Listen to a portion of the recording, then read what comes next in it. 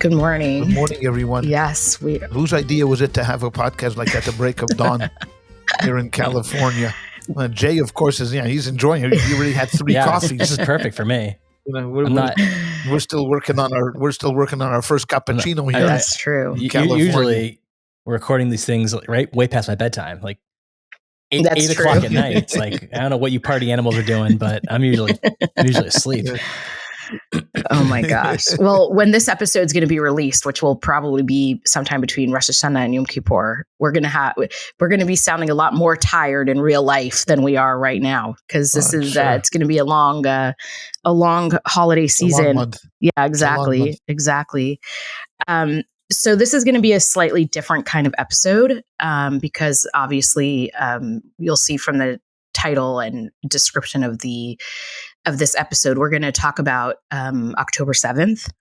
And we recognize and understand that there's going to be a lot of content put out, on the anniversary of October 7th. It's the first year, so everybody has lots of things to say. And there's going to be military analysts and there's going to be historical analysts. And we thought that we'd come at it from a slightly different perspective. And, that is just our own personal stories and feelings about what happened last year, and then to pivot to talking about it from a religious perspective and how Judaism informs us about mass, grief and tragedy, and how we can really turn this moment into something more than just sobbing on your bed, which is what many of us want to do. But I think that there's more action that we can take, and there's different ways that we can think about it. So I'll leave that to my father later in the episode to guide us in the right way. But I thought we'd start off just as 3 different people.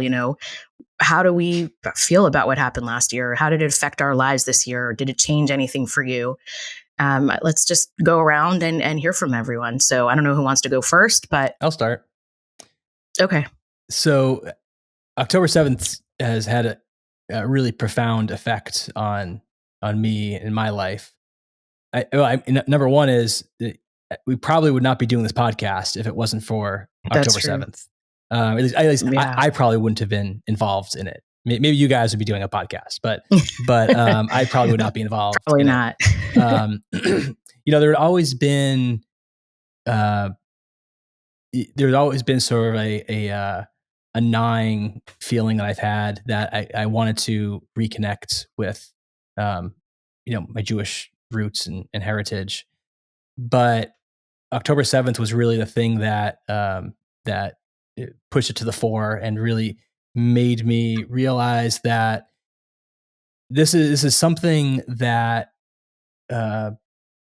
was more important to me than I realized, I think. And one thing I think that really sort of that really hit it home for me is when I was a kid, probably in like late high school or college, I read Auto Emancipation by Leon Pinsker, and this is written, I think, in like 1881 or something like that. He's like even predates Herzl in this it's basically an article. It's like a 15-page thesis that basically the story is that in a nutshell is that assimilation for Jews is useless, and you'll never be accepted, and we have to have our own homeland. That's kind of it in a nutshell. And when I read this when I was younger, it read kind of like a relic, sort of like, oh, that's like, that's interesting. That was like interesting snapshot in time and history of how Jews used to live. And I'm not saying that we live like that now, but I read it again maybe 8-9 months ago, and you realize that, maybe it's not as dramatic as he says, maybe, but it felt more real. And it's not even just about October 7th, because I think October 7th is one thing that affected me, but the response to October 7th is, I won't say it impacted me more, but from the standpoint of, like the fact that Hamas and Hezbollah hates Israel and the Jews is not like breaking news to anybody. Like that was Right. not, that was not a revelation, right?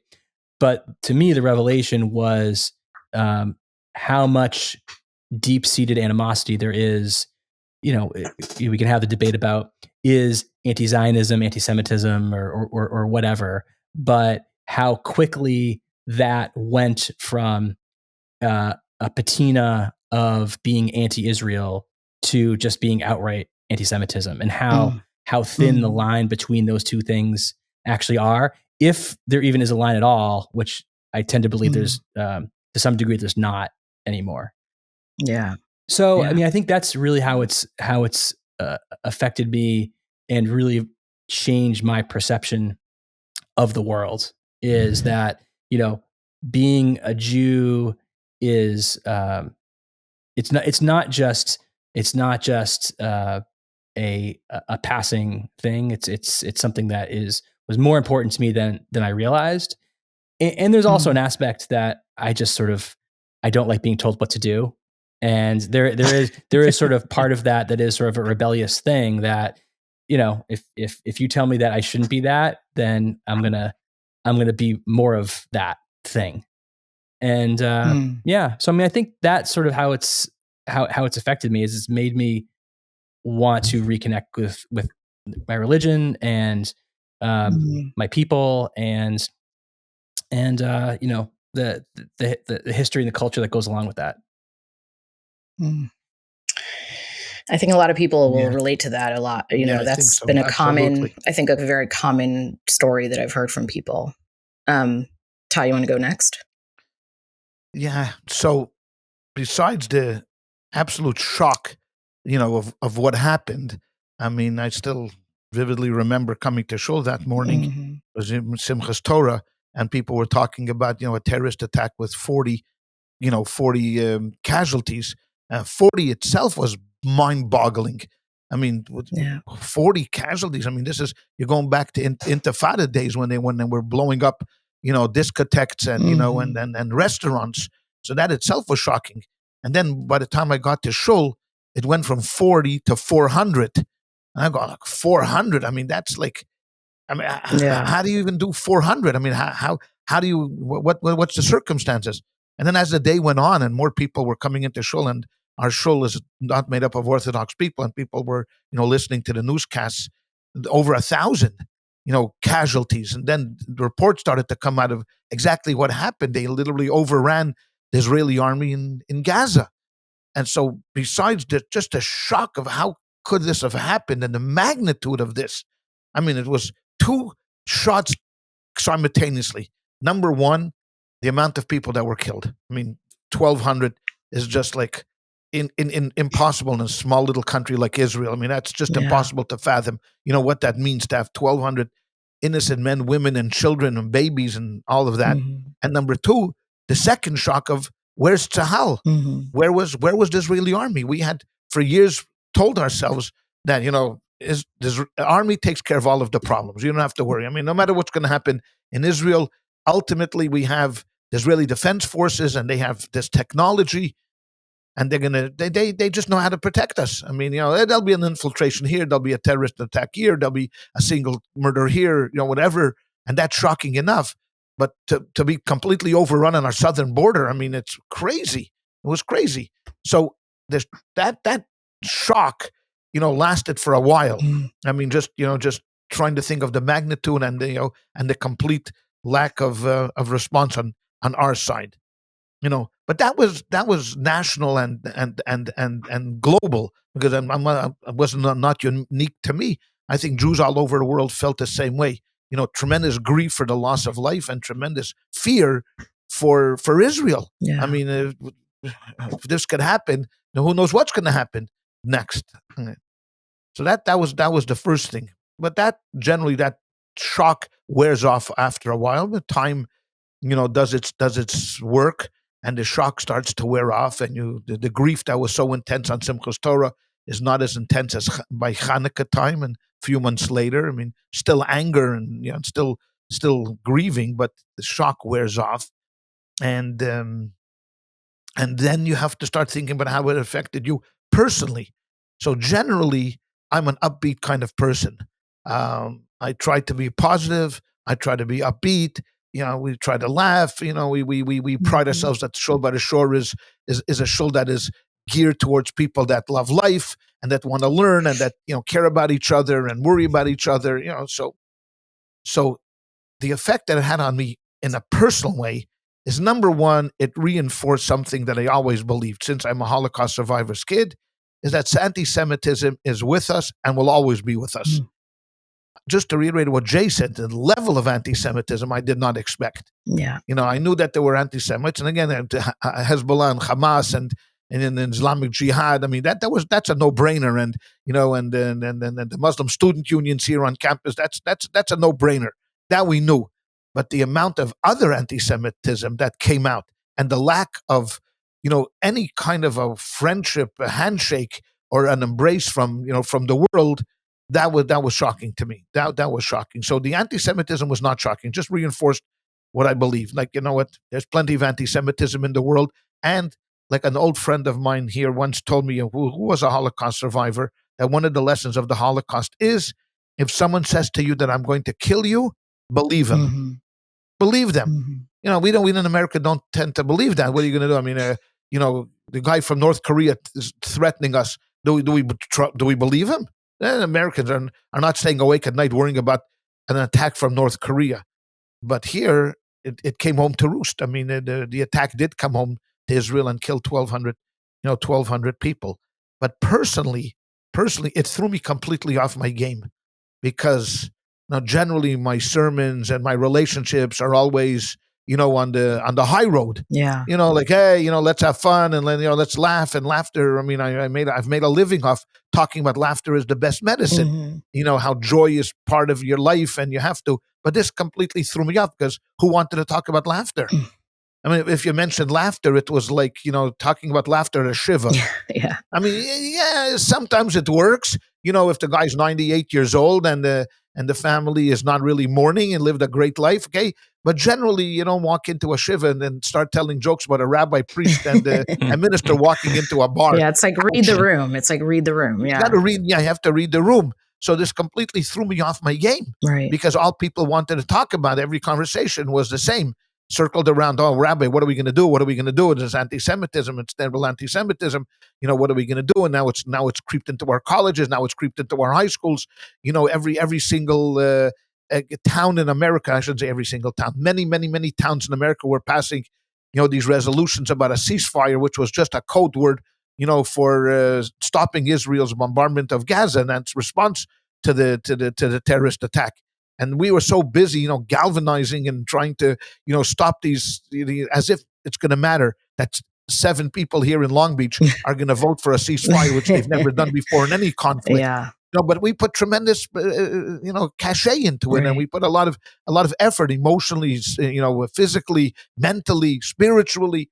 So that threw me completely. I'd never experienced anything like this. I've been in the rabbinate for 4 decades, and it's always been problems. I mean, we've lived through issues and wars in Israel and all of that. But something like this, like some people were calling it the American Holocaust. I don't know how people reacted to that. I mean, certainly the shock was there, but you talk about the numbers of 6 million to 1,200. I mean, it's disproportionate. But I could see where they were coming from, because we had never experienced anything like that post Holocaust. I mean, Israel had gone through wars. And we went through a terrible intifada, with hundreds and hundreds of Jews, dying during that time. But it wasn't like one moment, and it wasn't with this kind of, sophistication or lack of sophistication on Hamas's part. So that's really, and I'm still dealing with it. Yeah. I mean, again, it's gotten a little easier, and people are still back to a little bit of laughter, and and the high holidays are coming up, and I have to figure out exactly how I'm going to temper my speeches during the high holidays. Trying to walk a thin line between remembering the victims and in a very honorable and meaningful way, but at the very same time talk about the future of our community and talk about the future of the Jewish people. So that's really how it affected me personally. Number one, reinforcement that anti-Semitism is here and probably here to stay, for a while. And number two, that it completely knocked me for a loop personally and professionally, Right. where I had to deal with issues that I generally don't enjoy dealing with it. I mean, it's not my forte. There are people that specialize in anti-Semitism and and these things. It's not That's me. not you. It's not what I got into the business for. Yeah. But you got to deal with what's the hand that you're dealt with, and so it's been a very tough year as far as that's concerned. Yeah, it's interesting. I've noticed that it's hard for you to talk about, and it's true that it's not your thing. I mean, I know that sounds weird to say because whose thing is it? But there are people who love talking about this stuff, and it's just not been your. But it's not my forte. Yeah. So I could go in a lot of different directions on this, but I think I'll say a couple of things. But for me, it was a very weird time because when October 7th happened, I had just been to Israel in the last year 4 times before October 7th. In that 1 year, I had gone 4 times. And Israel was at a very interesting moment, especially in the summer right before October 7th, last summer.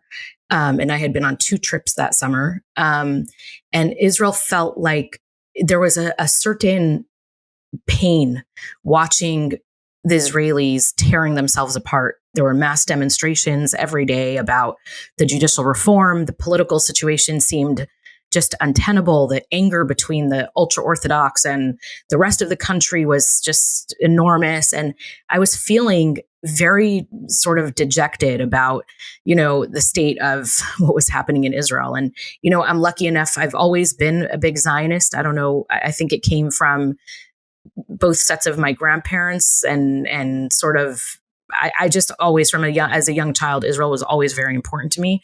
And I'm lucky enough that I have a job that is, in some ways centered around Israel, and I get to travel there a lot. I get to take students all the time. But it was really painful to watch all that going on. And I and especially as someone who lives in both worlds where, I really understand the ultra-Orthodox community, and I understand the liberal Jewish community, and I get what everyone's trying to do, and I love the state, and I love the land, and I love the people. It felt very depressing over that summer. And then October 7th happens, and I mean, of course, like everyone, just the shock and pain and just, I have a brother who lives there. I have a sister, my husband's sister lives there with her family, and we have lots of friends, uncles, aunts, cousins. Just the fear was enormous. But for that one moment, and it didn't last long, but for that moment that there was such a unity amongst the people in Israel, it was like, I felt, I felt comforted in a way that I just hadn't felt in a long time. I felt like, okay, this is scary. And it's going to be a long road ahead. I mean, we all understood right away that day that this meant that Israel was going to go to war and that we were going to lose more soldiers, and God knows what else is going to happen, and the threats from the north and Iran and blah, blah.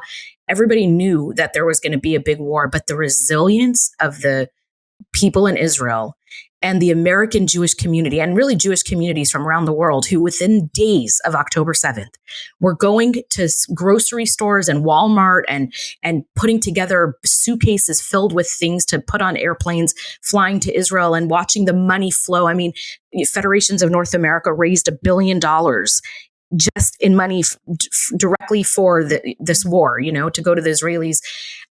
Watching that, I think I would have fallen apart much more if that wouldn't have happened. Like if I hadn't seen that and felt it, I feel like I would have quit my job, because my job after October 7th became even worse than it was before, which was hard before. I mean, I love my students, but working on a college campus right now is not, it's horrible. I mean, you feel dejected. You feel the enormous hatred that you see in the eyes of people that you work with every day, that you stand next to, that you eat lunch next to. It's an awful feeling. But seeing the Jewish people come together the way they did is just, I wish we could hold on to that. because already we're feeling sort of the cracks in that, and between the hostage families and the military and what people in Israel want on the ground, and it was bound to happen, obviously, because it's a very tense time and everybody's traumatized and sad in Israel. But that feeling of global Jewish unity is something that I had never experienced in my lifetime, and unfortunately it had to come after a massive tragedy. But if we could try as a people to hold on to some of that, I think it's what's going to save us. I mean, I don't think there's anything else other than Hashem that could really, save us as a people. And it's interesting because, and I'll end on this because I can go on and on, but everybody in the community is concerned about what's going on college campus, and all my colleagues say, everybody calls, what can we do? What should happen? And I always think to myself, like, these Jewish students here don't even realize that there's an entire world, Jews all over the world, whether they're in France or South Africa or Israel or Russia, that are worried about your little student, your little Jewish student on Long Beach State's campus, right? The whole Jewish world cares about your experience and what you're facing as a Jew. And I think that's such a powerful feeling. I mean, it's such a gift, really, to understand that, because so many people go through life, no one cares about them. They don't feel like anybody would care if anything bad happened to them, maybe their immediate family, but certainly not on any kind of global scale. And I think the fact that as a Jew, I know that, God forbid, if something happened to me, that there's a world around me that is going to care. It's the biggest gift we can give ourselves. So I don't know. I think a lot about that moment of unity that came up afterwards. And I would love to try to bring that back and keep it as strong as possible, for as long as possible.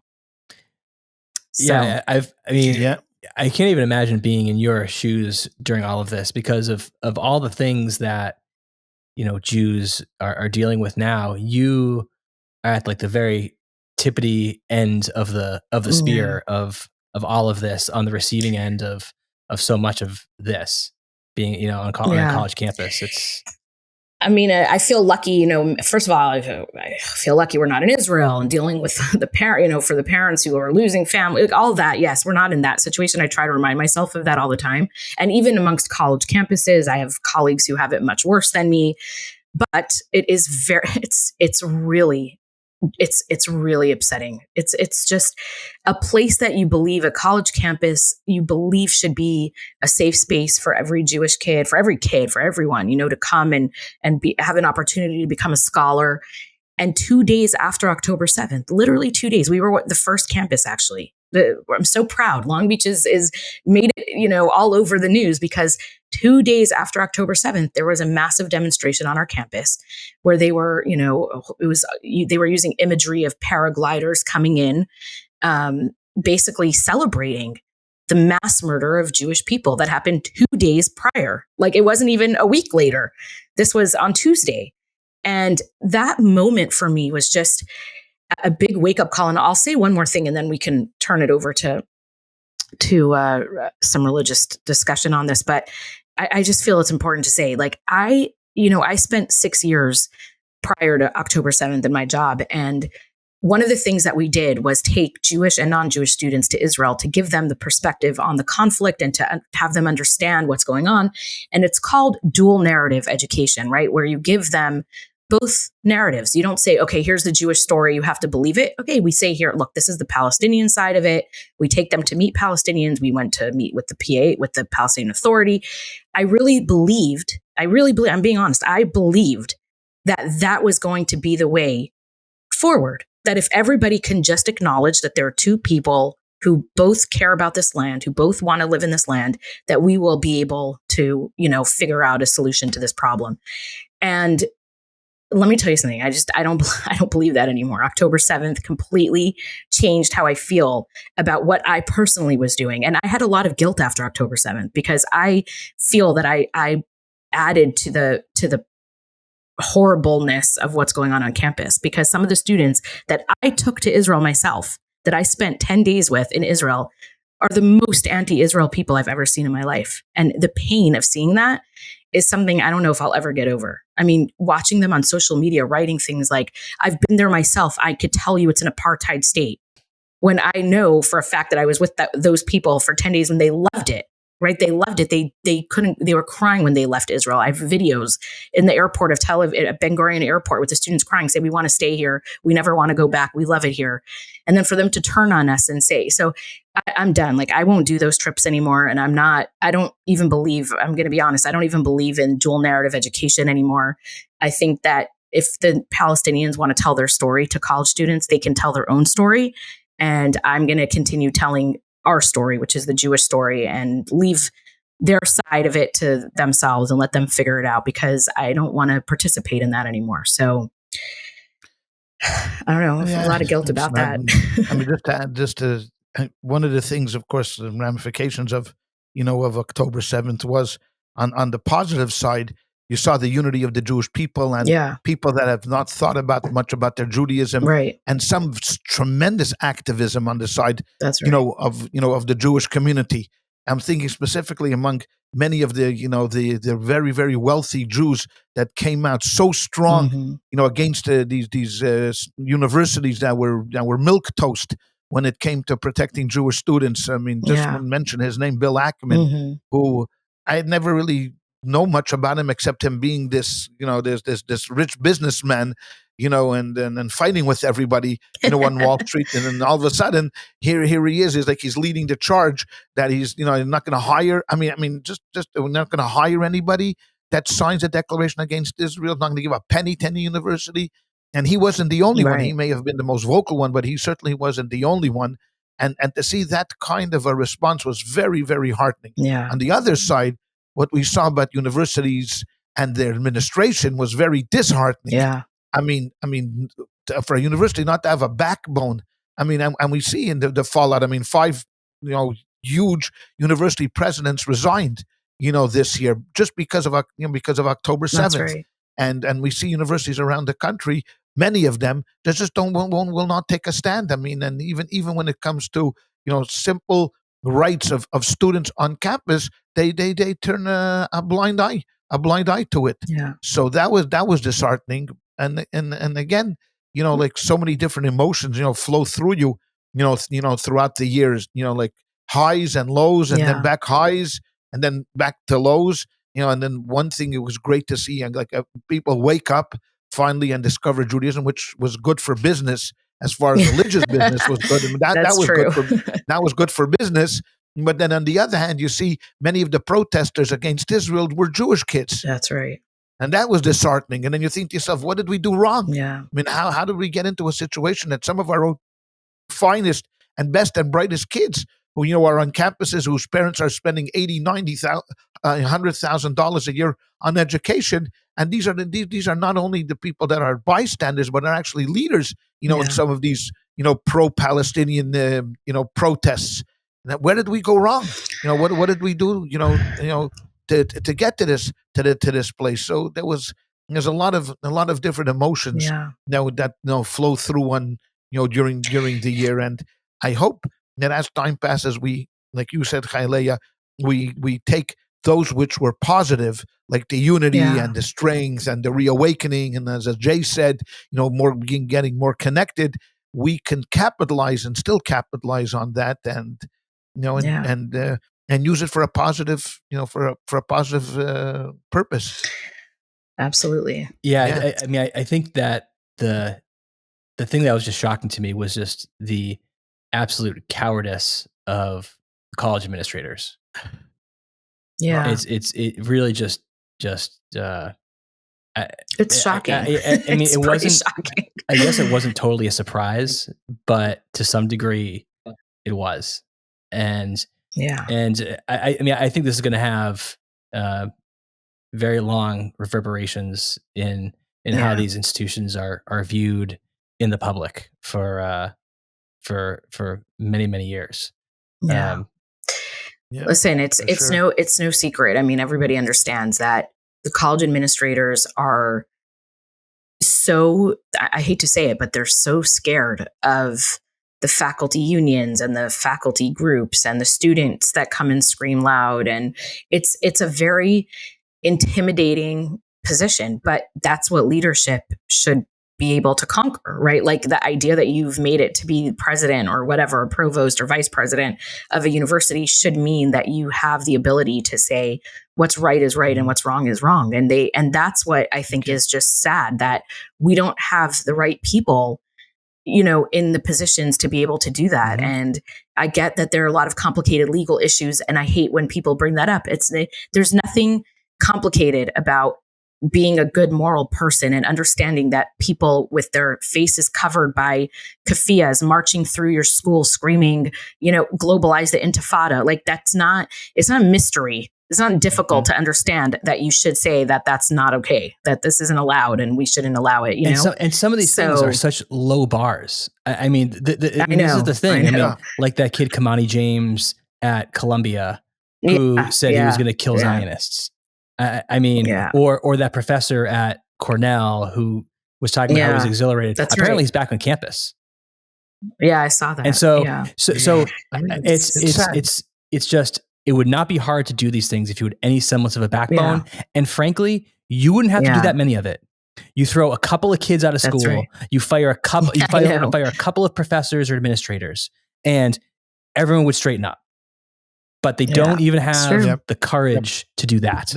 They're just pathetic. No. On the other hand, I do want to give a shout out to the many, many American, non-Jewish Americans that have come on the side of Israel. That's right. I mean, there's a large group, but most Americans are silent. I mean, like any other issue, but there is a sizable group, of Christians that have come out on the side of Israel and support Israel, and pray for Israel and come out. So I want to give a shout out to these people, because they have no dog in the fight. Right, I mean, this is Muslims and Jews, but to come out as a Christian and to say, what, we stand with Israel, and the Jews are our brothers and sisters, and we must support them. I have to give these people credit, and I also have to give credit to the American government. Yes, for supporting Israel whole year. That's true. I mean, there's going to be people that are going to nitpick and say, well, the president held back this, and but for the most part, America has been on our side. Unlike the rest of the world, that's right. Which is very lukewarm, if any support to Israel. But the United States has stood with us to the point of sending in warships to the Gulf area, and kind of telling Iran that stay back because we are here and we're willing to stand with our friend Israel. So I got to give credit to the administration and to President Biden, for what he's done, and sending arms. I think Israel needs the United States of America, even though it has a strong army, but we still need the support, of the United States of America. And so that's heartening. And again, that's a positive aspect. And I hope and I pray that the administration and the next administration, whoever it may be, will continue the same policy of being, very pro-Israel and, please God, and supporting Israel on its mission to defend itself. So can we pivot for a minute, or do you want to say? One quick comment. Just one very quick comment. So sure. I will disagree with the rabbi on one point he made when he said that the Gentiles don't have a dog in the fight. And I think in this sort of micro issue, that's true. But more broadly, this is truly a battle between civilization and barbarism. That's true. And so everybody who believes in the existence of Western civilization has a dog in this fight, and if you don't support Israel winning this war against people who hide behind children and just burn people alive and do these horrible things, then you really don't understand what a precarious position civilization actually is, because you can lose it very very quickly, and there's lots of examples of that happening. And so that's a good point. I agree. So I want to pivot to more of a religious. I have some religious questions that I know I myself have been asking this year, and I think other people have been asking themselves as well. So I think just to start with, why? This is a broad question, but why does God supposedly love us so much, choose us as his people, right? Give us his greatest gift, the Torah, create the world so that, people could do good deeds and make a place for him that's holy. And why does he feel it necessary for us to suffer so much? And I get the idea that maybe we're not doing things correctly, or we're not observant enough, or we're not taking the Torah seriously enough. But I can't believe that that's the answer, because there are plenty of people who do take the Torah seriously and do follow the laws. So I just, what does God want? Who are you asking this question to? Okay, so there's an old expression, "Il yadaiti hayisi," if I knew I would be. Right. You're asking me to look into the mind of God and to explain to you what's going on in God's mind. And Correct. Let me just remind you of the words of the prophet that said, "Lekiloi machshavai sai machshavai seichem, v'loi nachai darcheichem." My thoughts are not your thoughts. My ways are not your ways. There's a whole book in the Torah called Job, the book of Eve, that talks about this very issue of why bad things happen in the world. Job was a very good man. And, and Satan came and prosecuted against him, and God allowed Satan to do what he wanted. And Satan made Job's life miserable. Miserable. I mean, he lost his fortune, he lost his children. I mean, you couldn't get worse than what was going on. And for the many chapters, his wife and friends are talking to him about denouncing God, and Job refuses to denounce God. And then at the end of the book, God reveals himself to Job and says to him, "Okay, I'll tell you." Now you think, finally, we've come to the climax of the book where God is actually going to respond to your question of why he does things the way he does things. He doesn't. Right. I mean, all God says to Job at the end of the book is, "You don't know anything. You're small. Were you there when I created the world? Where were you when I did this? Where were you when I did that? You're just a human being. So the best thing for you to do is to just accept and just keep moving on." That's basically the bottom line. And at the end, everything is returned to him. He regains his health. He regains his wealth. He has another set of children, and then everybody happily ever after. Right. So this question that you're asking, Chayleya, is not a fair one, because no one knows what the calculations are. We just don't know. We know why things like this happen. I mean, to kids that were at a concert, and young people, and and babies and families. It's impossible to know. Impossible, and nobody in the history, of humankind has been able to answer this with any serious and concrete answer. We can speculate. There's a lot of speculation. If you take, why did the Holocaust happen? You have many different answers, because of this and of that. We didn't get out of Europe fast enough. We didn't build Israel fast enough. The Christians will tell you we're a sacrificial lamb. So God needs a lamb every once in a while. So he chose us. We should be happy that he shows up. No, but none of these answers are any good. Right. I mean, they're no good. So the best thing to do, what I found in life, is not to dwell on that question, because you'll just drive yourself crazy. There's a whole, a section of philosophy, that deals with this, with the issue of, of God and evil, and then if one is interested, they can ponder. But like everything else in philosophy, you'll just keep pondering. You'll keep thinking and thinking and thinking, and then at the end of the thinking, you'll be thinking again. Back. You'll be back, right? You'll be thinking again. So you don't. You're saying there's no theological answer to. There's no theological answer to this. You just have to accept that for some odd reason God wanted this, and we don't know why.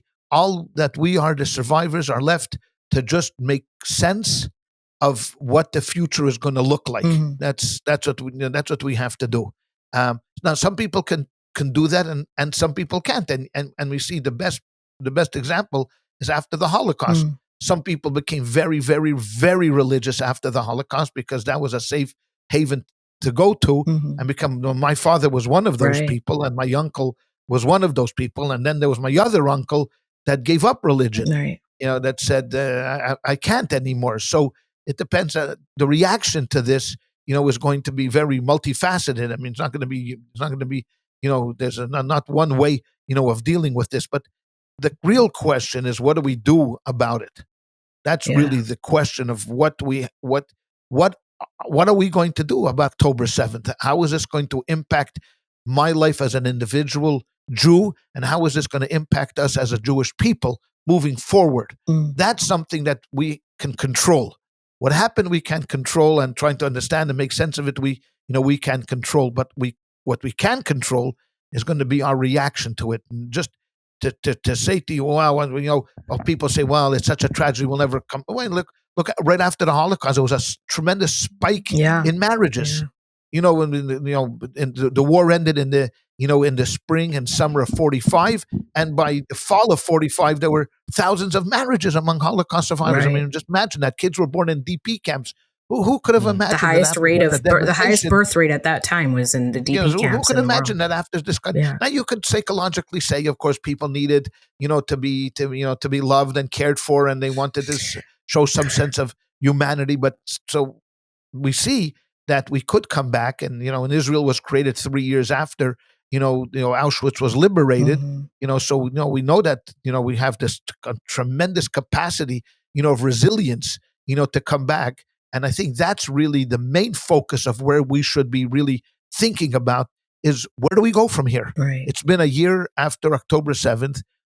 Where are we going? What are we doing? How do we strengthen ourselves? Yeah. I mean, and besides, of course, the ramifications that are going to happen in Israel. I mean, we haven't even started yet thinking about, an investigation of why, what, when, and where. Yeah. Because we were busy with the war going on. But there'll be a time and a place, to look back. How did this happen? How, not why, but how did this happen? And we'll go forward with that. But I think religion in general deals better, in the future, and the possibility of making something positive out of this than pondering, why, right? Why? Because there's no answer to that why. What do you say to people who, and I got this question quite a few times this year, like, two people are running at the Nova Festival. One gets shot and dies, and the other somehow, who's running right next to her, jumps into a ditch and hides and survives, right? And the question, that people have is there an answer to why one, gets killed and why one doesn't get killed and one is saved? I mean, is that a fair question to ask? Is it personal, right? Like, is God targeting individuals I'm asking as a theological question, not like militarily, right? Is God like, is it a targeted attack in a way? Do you understand my question? Like, why yes to some and some not? It's impossible to know that. It's impossible. Again, I had mentioned to you before about this whole, this whole section of philosophy called theodicy. Yeah, theodicy is the study of God and evil. How do you deal with that? How do you deal if you believe in God as being a benevolent God and a caring God and a loving God? How is it possible that something like this happens? right. So there's many different ways of approaching it. I mean, there were rabbis that claimed, okay, God is not as powerful as he is. So, he is kind and he wants to help you, but once he releases this idea of evil takes care of it, does its job.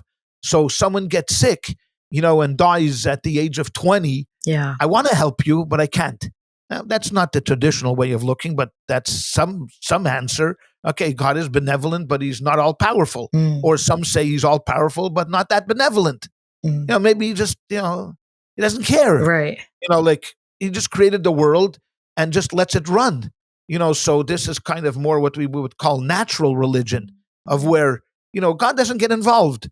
He's up in heaven, whatever. If you believe 6,000 years ago, God created the world and he lets it run. Right. And since we have good and evil, well, sometimes evil is going to prevail. And then there's no calculations why this person lives and that person doesn't live. That's the way it is. That's the natural selection, of things. Right. Some get lucky and some are not lucky. But that's also not the traditional way of things. Our way of looking at it, traditional Judaic way of looking at it is that God is benevolent, God is all powerful, and He is all knowing, and because He is all of that, we can't really understand what this is, and why there is evil in the world, why there's evil in the world. It is true that God gives free choice to people, and He wants them to act on that free choice, but He's also praying and hoping that you'll make a good decision. Right. So if you're going to be on the side of a murderer or on the side of a good guy, He wants you to be on the side of the good guy.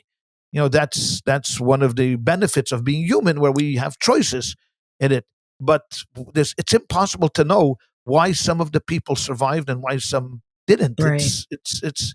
There's no way of knowing. It's all you know is that the people that perished, in God needed them for some odd reason. Right. He wanted their souls up at heaven, at that particular moment. And, it's hard for us to be down here and letting go of these people, but you have to think that they're in a good place, and God is caring for their souls, and God is worrying about them now, and that's our solace, of we do. But if we knew the answer to this question, right, it would be a different God. world. I mean, right. then we could justify, if you understood why the Holocaust happens or why October 7th happens, then you could start justifying it. Right.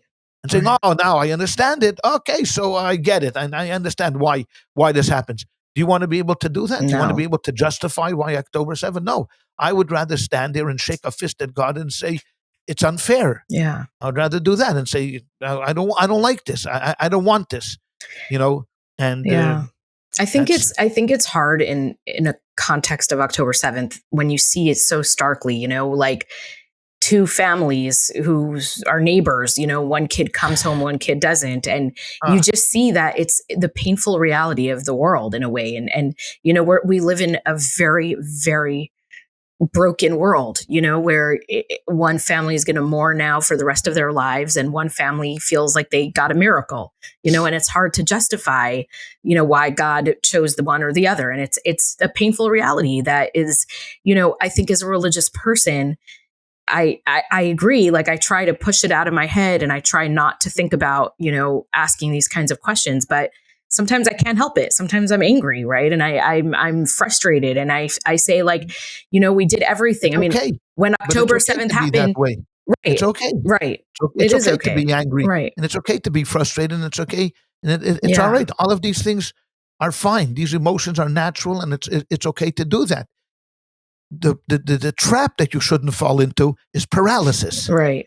You see, because that's the extension of these emotions. Now, if you're frustrated and you're angry and you get out there and say, you know what, I'm going to do something about it. I'm going to double the amount of kids that come to Hill. We're going to double the amount of kids that, go to, in our teen program. We're going to double the kids that come to our Hebrew school because I'm angry, and I'm going to use my frustration and, my energy into doing something positive.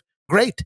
Yeah. But if you're going to use that kind of, you're depressed and you're angry and you're sad, and therefore you roll into a fetal position, and fall, on the floor, what good is that? Yeah. What good is That's that? true. But again, you're asking the question, think about this. You're asking the question of why is it that one kid wakes up in the Congo and he has no food, right, and his mother has to go, begging and pleading for these berries, and along the way she gets raped, and and she brings him a few sticks of wood to make a fire, and this kid grows up in this environment. And then there's another kid that grows up in Brentwood, California, that goes to a school whose father's paying $80,000. He's dropped off by a chauffeur. He's picked up by a chauffeur. On the weekends, the family goes to Hawaii. For summer vacation, they go skiing in Switzerland, but that's in the morning, because for lunch they're in Italy, and then for dinner they're in Paris.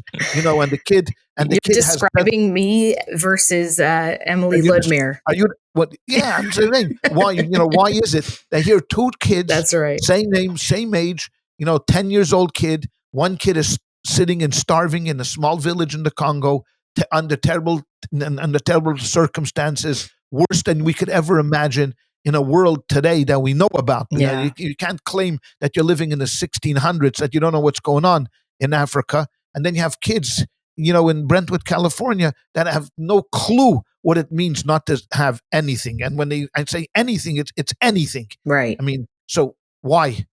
Is it fair? No, it's not fair. Right. But so what are you going to do about it? Right. What are you going to do about it? That's the question that people need to ask. And it's easy to do nothing because, we all know the famous statement of Edmund Burke that, evil can only exist and when good people do nothing. So do nothing. Right. And we'll keep happening over and over and over again.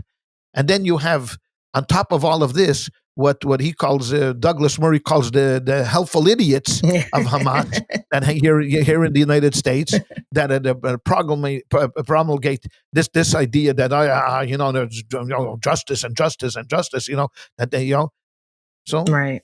This what do you want God to do? You want him to take everybody and shake everybody personally and say, wake up, yes, open up your eyes. It doesn't work that way. He doesn't do that. He gives us opportunities. He gives us things, qualities and and stuff that we can use, useful things. And he hopes and he prays that you do the right thing.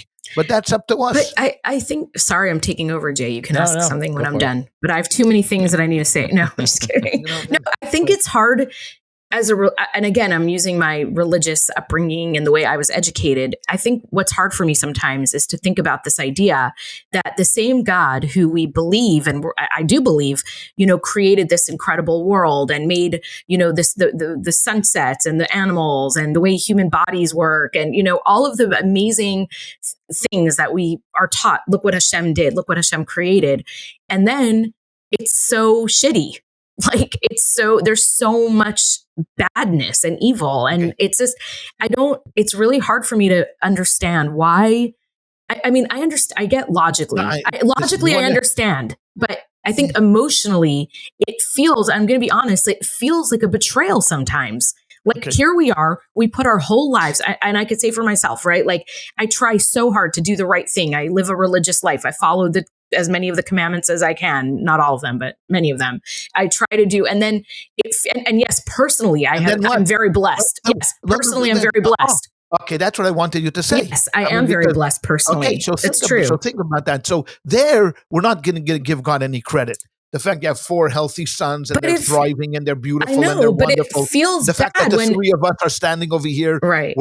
We know where breakfast is coming from. We know where our children are at this particular time. That we don't care about. Right. We don't care about. We're not going to give God any thanks, about that. But the fact that October 7th happens, we're going to squash him. Well, the thing is reality, Hailea. What's your favorite animal? I don't know. What animal do you love? You see it gives you. You were just in South Africa. Lions and elephants. An elephant. Take an elephant, right? Such a beautiful animal. It's so gorgeous. You're so thankful that God made an elephant. Then think about a mosquito. Ugh, what a worthless, useless animal this thing is. Because the only purpose in that animal's life is to do what? To sting Bother you. Everyone. Okay?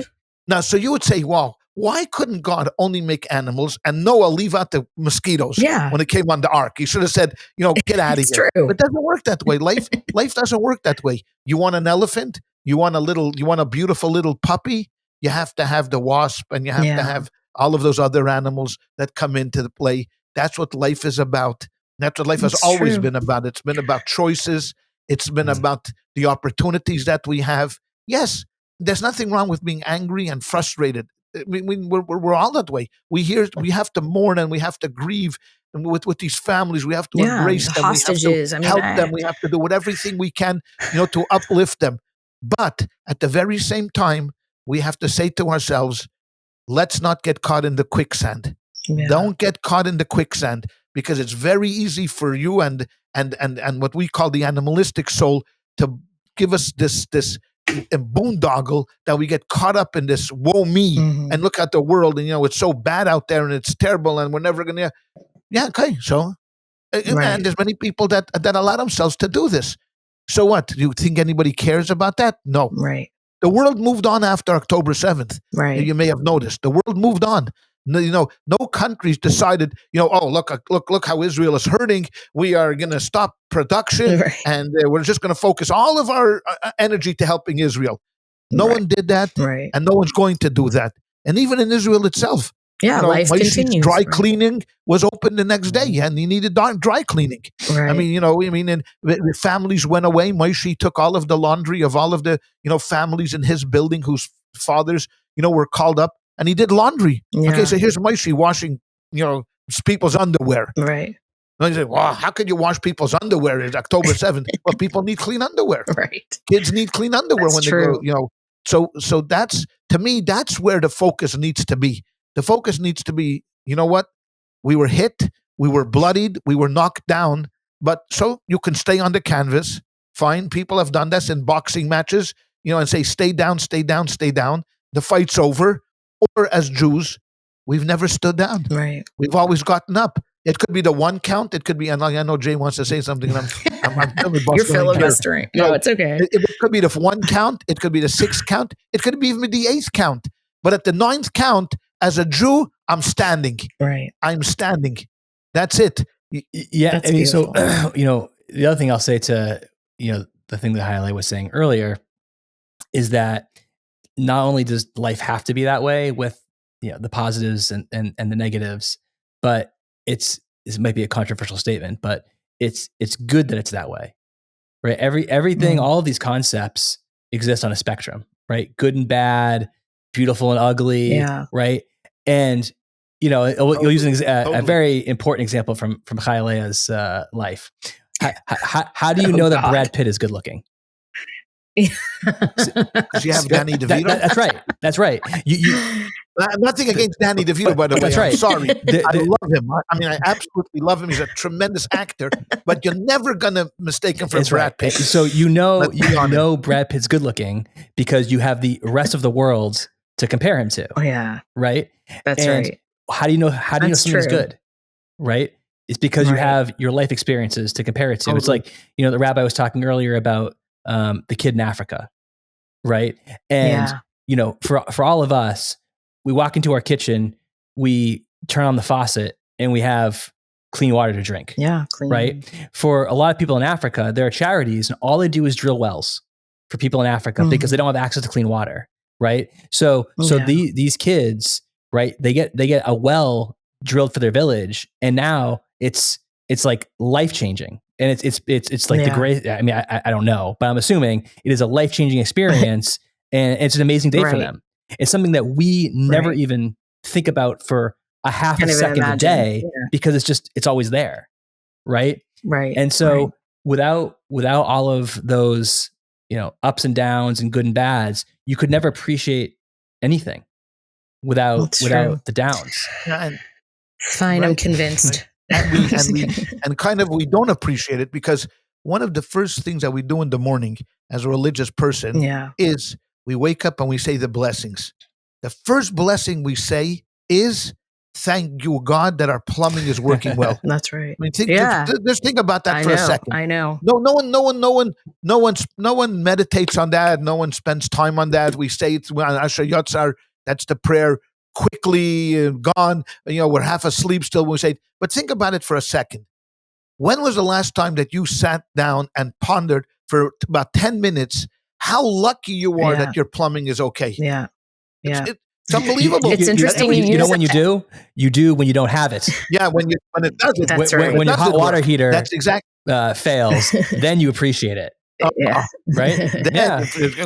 Interesting you used Asher Yatzar as an example because my mother-in-law, who's a wonderful, great lady, seriously, she told me 2 years ago that she made a resolution that every time she says that prayer, she stands still.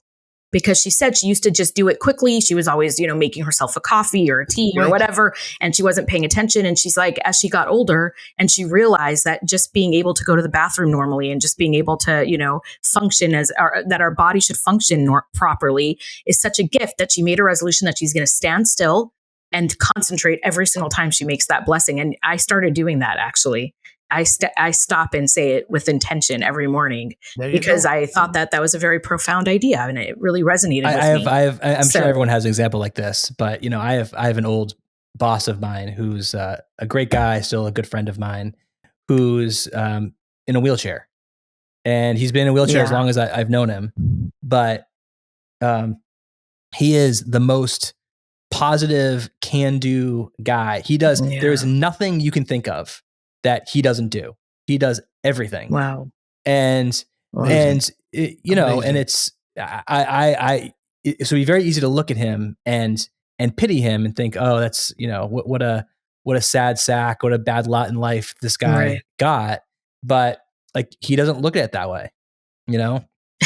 It not to make light of that, because that's a very profound idea, but it reminds me of the movie Office Space, when the guy gets hit by the car and he's in a full body cast in a wheelchair and he's so excited. He's like, good things can happen to you, because he's going to get like a big insurance payout.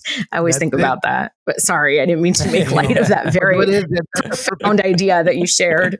Well, there's a perfect example of, of an individual who, maybe may not have been dealt the best hand, but you know what?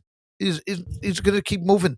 He's just going to keep going. And that's a challenge to all of us, because the challenge is not looking at a Rebbe or, some incredible human being and saying, oh, look at him, because that's unachievable. But someone that we know, that's a colleague that has overcome these things, that's a challenge to all of us.